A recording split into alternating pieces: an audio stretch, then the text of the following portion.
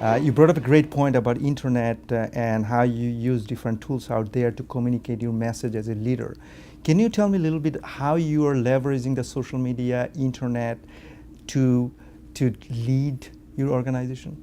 Again, it's about information and sharing information. And if people see you as a source of information, they see you as a source of reliable and truthful information, and that they feel that they have an understanding, and they don't need to know the big picture, but at least how they fit in that whole picture, that makes it easier to lead. And in some ways, the leadership comes almost automatic. And I don't want to diminish the fact that it isn't a lot of work, but it's a lot easier when people understand where they're going and they're marching with you than when you literally have to drag them. And I've seen organizations where you have management that literally has to, figuratively, and in some cases, literally drag their people with them, because people don't know what's going on, and they're just, they feel like they're being pulled and pulled and pulled, and that's resistance, and they resist, and that's energy. And I laugh that early on in school we had a science test, and one of the questions was, if I said you, Russell, I put you out in the street, and I push against your building all day long, and you sweat, you finally fell over completely exhausted,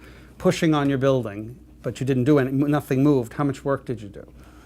And many people, I worked hard, look, I'm sweating, falling apart. I spent the whole day. But the reality is work equals force times distance. So it doesn't matter how much you force it. If nothing happens, you've done zero work. And so I think that's the way you kind of have to almost think about how you manage your day and how you lead, that it's not just about force. It's about force and distance combined that create work.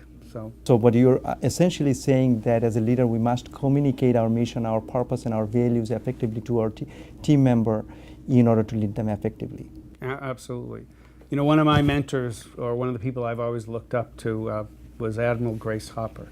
And at 79, she died over a decade ago, I think about a decade ago. She was the oldest commissioned naval officer. And most people may not know she also invented COBOL. And most people quote her with inventing the word a computer bug because of a moth she found in her computer. But I heard her speak once, and she basically said, look, if you get to a fork in the road, the only bad decision is to do nothing and sit down. You've got to go left or you've got to go right. And if you apply the tiniest bit of intelligence in terms of going left or right, the odds favor you winning. And I think the same thing then applies about work, and you think about leadership, that you got to give people a direction. And the worst thing you do is come to a fork of the road and sit. And you've seen a lot of big companies. Right now, Yahoo, I think, is a good example of, they've come to so many forks in the road and they just sit down. So you sit back, someone outside, and saying, why are they doing that? Like, do something, but just to sit there and do nothing. And then it just spirals out of control. And I think people have more and are aware of more than maybe they get credit for from management. That employees in the rank and file recognize that. They start to wonder, why am I doing, what am I doing? And all that energy, again, it's not forced to push the company a distance. That creates work. It's just energy that goes in circles, and that doesn't create any work for me.